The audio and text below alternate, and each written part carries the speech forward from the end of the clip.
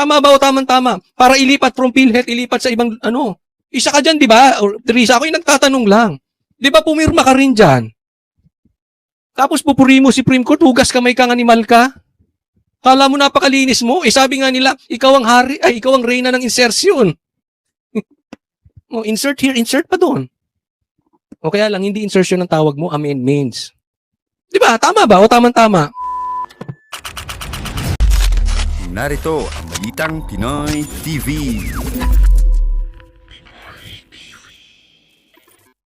Pero bago po tayo magsimula, ipapaalala ko lang po, wag pong kalimutan i-like tong video na ito ha. Pagkakita nyo pa lang, like nyo po agad ang video na ito, itong vlog na ito. And sana po, doon sa mga hindi ko pa po subscriber, yan, subscribe naman po kayo dito, konting lambing dito sa channel ni Coach Oli News PH. Tayo po ay magbabalik muli.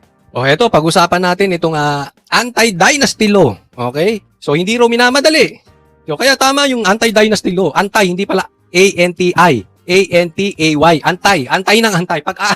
Pag-aantayin lang tayo nitong na kalokohang dynasty law na sinasabi nito si Sandro. Pero pag-usapan natin, anong masasabi dito? Napakaganda, pakinggan po natin yung sasabihin dito ni si Senator Amy, nakalimutan ko pangalan mo. Marcos ka nga pala kasi. Senator Amy at saka si Senator Marcoleta. Kaya yung lumalaking sunog, hindi ba itong apat na priority bills ay pamatay sunog? O wala namang, parang sincero naman doon? Ko alam, hindi ko maintindihan yung mga congressman nung nag-meeting tayo sa Commission on Appointments, abalang-abala. Tanong ng tanong sa akin, seryoso ba yan? Seryoso ba yan? Abala yung mga congressman doon sa anti-dynasty. Kasi alam naman natin hindi papasok tong batas na ito dahil sino mag-a-approve niyan? Hindi mga congressman. Sila nga yung maraming kamag-anak. Even Boji D, ang daming kamag-anak sa politika. Even Marcos, ang daming kamag-anak sa politika. Kalokohan po yan, no? Yung ginagawa nito si Sandro. Dynasty. Sabi ko, ang totoo, nakapag-hearing ako, noon chairman ako, matagal akong chairman ng electoral reform. Nag-hearing kami dyan sa anti-dynasty. Ang totoo, hindi yan ang first time na magkakaroon tayo ng anti-dynasty provision. Ang tagal na yan nasa batas na yan Kaya lang doon sa dulo, merong clause. Okay, papakinig natin mamaya. Kung maalala niyo sa SK, sa Sangguniang Kabataan, meron ng provision na hindi pwedeng kamag-anak, hindi pwedeng anak, hindi pwedeng yung asawa or apo, at kinakailangan pamangkin, di ba, third or fourth consanguinity or affinity doon sa SK law. Pero sa kagalingan ng Pilipino, nalulususan pa rin. Talaga naman ang dami namang ako sa akin walang issue kung magkakamag-anak naman sa politika, basta effective. Ang masama, yung magkakamag-anak kayo, tapos nagsasabuatan kayo sa pagnanakaw. Halimbawa, magpinsan kayo, tapos kayo ang dinideliveran ng pera, hindi maganda yun. Di ba? Dapat, yung bilang magkakamag-anak kayo, kayo kagamit-gamit sa Pilipinas. Hindi ginagamit nyo ang Pilipinas. Nauuwi sa definisyon mag-re-resign yung tatay na kapitan, halimbawa, pagkatapos, yung asawa ang tatakbong kapitan at yung anak ang tatakbong SK. O dinalusutan na naman. Ayun, so pareho silang hindi incumbent. Lusot na naman yun. Maraming ganyan sa malilit na barangay, sa amin, sa mga liblib, sa tuktok ng bundok. Wala namang kamag-anak, walang hindi kamag-anak sa mga barangay na mga 500, 600 lang katao, lahat sila magpipinsan. So, hindi naman mabuo yung barangay, yung sinasabing... Ako naman, sang-ayon ako para sa akin. Sang-ayon naman ako dyan sa anti-dynasty law. Huwag lang nila i-isolate ang Duterte. Kasi duda rin ako rito Posibleng tatargetin din nila ang Duterte rito. Okay, baka mamaya sasabihin, ang dati nang naging presidente, at ang anak ay hindi na pwedeng maging presidente. Baka mapunta tayo sa ganyang usapin. Halatang halata naman Duterte na naman ang tinamaan, no? Kung yan ay seryoso sila, ako isang ayon din naman dyan. Meron din maitutulong yan sa bansa natin, gawing patas. Pero sa akin lang, wag ngayon. Dahil kitang-kita naman natin, they are on their full throttle. Todo na po ang gobyerno ngayon para sirain si VP Sara. Baka mamaya, sana naman tayo mapunta dyan. Bukod nga sa sinasabi nitong mga ito, na ito ay pamatay sunog, distraction, para wag pag-usapan yung baha. At konseho ng SK, hindi mabuo kasi lahat naman sila magkakamag-anak. So, marami talagang problema yung Dynasty Bill. Kahit gustong-gusto natin maisatupad, ang realidad, ilan ba yung Dynasty? 67% daw ng Kongreso, tama ba? 72 yata? Mas malala. Pagkatapos, Sa Senado yata, mas mataas. Marami, sa Senado, 4 ang magkakapatid. So, yun. Villar, Cayetano, Tulfo, tsaka Jinggoy. Jinggoy, Estrada. Apat mo, di ba? Apat na Apat. pare. Opo. Bilyar at Villar, Cayetano, Cayetano. Tulfo, at saka Estrada. Oh, there we go. Ayun. Oo. Ako hindi ako naniniwala may papasa Makakalusot yan. kaya sa Kongreso? Hindi ako naniniwala kasi isa ako sa mga naunang mga members ng House of Representatives na nag-file ng anti-dynasty bill. Anti-dynasty. Kung hindi ako nagkakamali, 14 Congress naipilate. o 15 Congress. Alam mo, ang sa O 14 or 15 Congress, so that was 4 years ago, 5 years ago na, wala talagang nangyari dyan sa anti-dynasty law na yan. Kaya nga sabi ko sa inyo, kaduda-duda, ito, pagpasok ni Sandro, nililigaw talaga ang usapin. At remember, isa sa tinutukoy na arkitekto o mastermind niya si Sandro.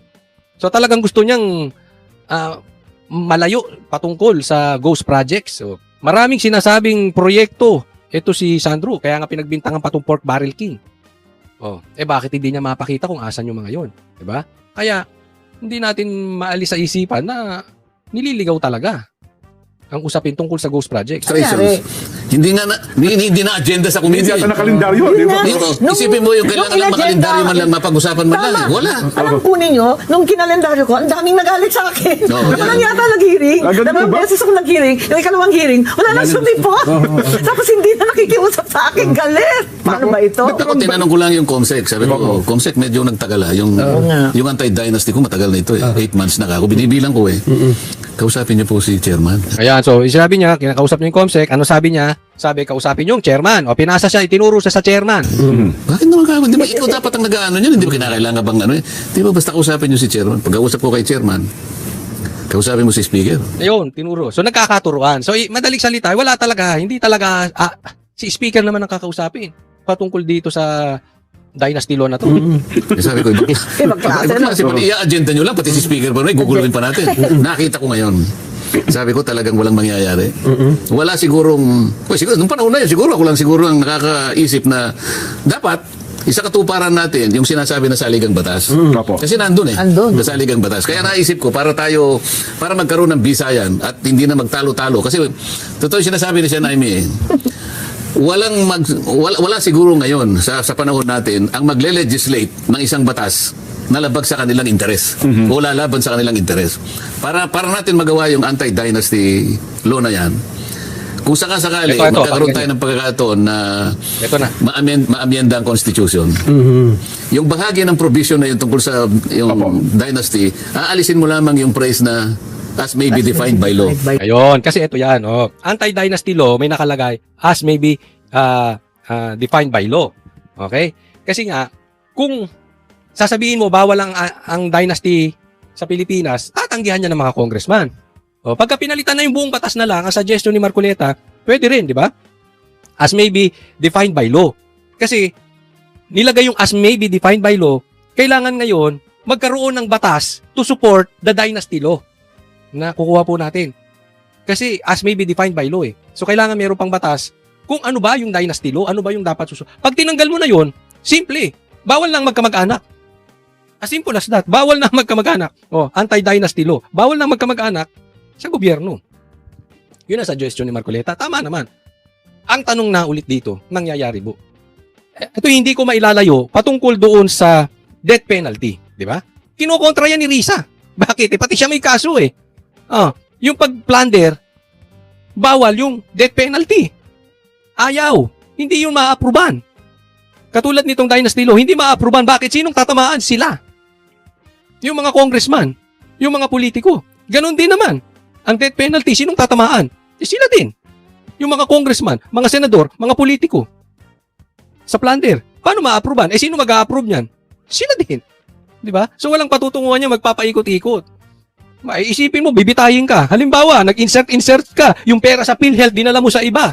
Kaya inis ako dito kay Risa Ontiveros. Nagmamalinis. Nung sinabing ibalik ng sabi ng Supreme Court, ibalik yung 60 billion dito sa PhilHealth. Tanga! Ikaw pang nagsalitaan yan. Kasama ka dyan sa pumirma dyan na para ialisin yan Tama ba o tamang-tama? Para ilipat from PhilHealth, ilipat sa ibang Isa ka dyan, di ba? Risa, ako yung nagtatanong lang.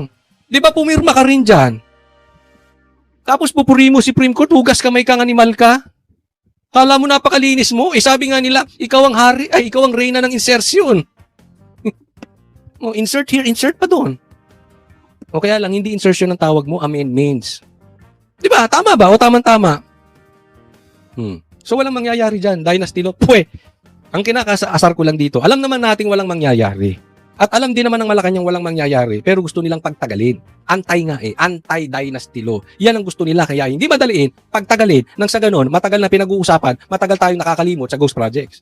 Ganyan po yan. Next po tayo, ito tingnan natin, isa pa tong loko-loko na ito. May sinabi po dito si Claire Castro na ako'y medyo naguluhan talaga. Tingnan nyo po kung kayo ay sang-ayon sa kanya. Pero, sa tingin ko it's about time na siguro hamunin na rin natin or sabihan natin. Ito si Claire Castro, magpa-drug test na rin. Tingnan nyo po ang labi. Tingnan nyo ang labi. Tingnan nyo lang. At tingnan nyo yung sasabihin niya. Okay, hindi ko alam kung napanood nyo na tong video na ito. Okay, hindi pa. Bigyan natin ng komentaryo. Medyo nakakalungkot po. Ako po yung nalulungkot sa dinadanas ngayon ni Claire Castro. Siya siguro may malaking pinagdadaanan ngayon. No? Unawain po natin dahil bagamat maraming may ayaw sa inyo kay Claire Castro, dapat siguro ay tayo nagiging mapag-unawa din. Papakinggan po natin ang kanyang sasabihin. Sa Konektadong Pinoy, walang iwanan. Walang konektado, lahat ay konektado at mas mabilis ang serbisyo. Sa Konektadong Pinoy, Walang iwanan. walang iwanan. Walang konektado, So walang konektado. Sa Konektadong Pinoy, walang konektado. lahat ay konektado Lahat kayo konektado. Walang at mas mabilis ang serbisyo. Obserbahan nyo yung labi. Sa Konektadong Pinoy, walang iwanan. Walang konektado, lahat ay konektado at mas mabilis ang serbisyo. Ayun. Hindi pa naman humingi, no? Hindi pa. Pero alam nyo, ako hindi magugulat, ha? Baka pagtagal-tagal because of the pressure sa kanyang buhay. Dahil parang medyo, hindi nyo napapansin. Abogada to, ha? Abogado to. So, ako, tingin ko sa abogado talagang mataas, eh. They are super intelligent. They are, binigyan sila talaga ng talino ng Diyos.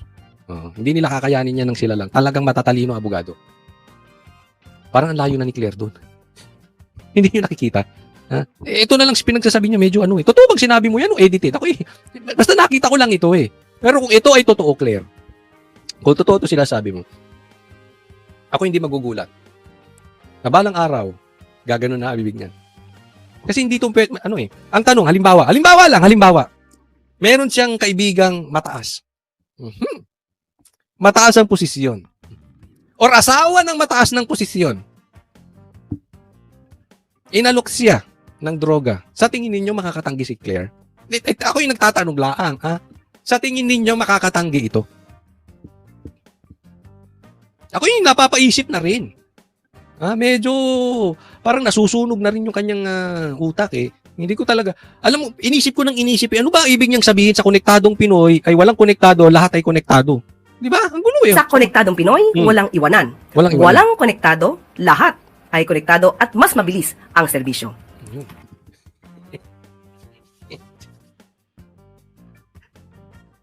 Kasi yung gulo ng pagsasalita ni Bongbong Marcos, yung hindi mo na maintindihan, ano ba ang pinatutukuyan?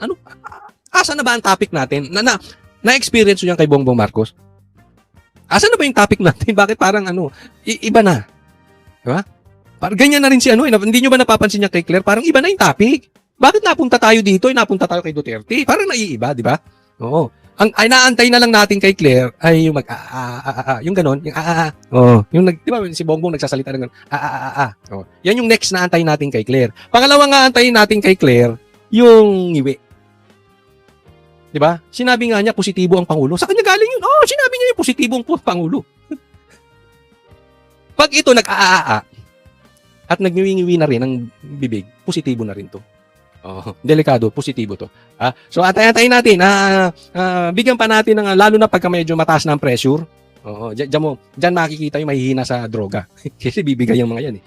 Diyan lumalakas ang tukso. When the pressure gets tough, tingnan natin, hindi naman sa minamaliit natin siya.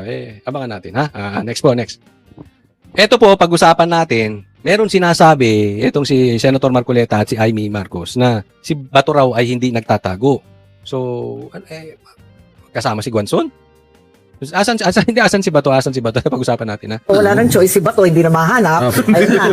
Tapos si Jinggoy, ewan, di ko Ako, maganda yung tanong ni Marcoleta. Hinahanap ba si Bato? alam daw kung saan eh, nasa Pampanga daw Nakita eh. na rin kung saan-saan eh. Opo. kung saan- Di ba sinasabi ni John Vic, nung magkapatid na Rimulya, alam nila kung asan si Bato. Nasa Pampanga daw. Ako, napapirma ko doon sa Minority Report eh. Ano ba? Kaya nga eh, sabi ko Anim kaming nakapirma. Talaga? Oo, nakapirma. Kasama ba si Senador Bato doon sa anin po?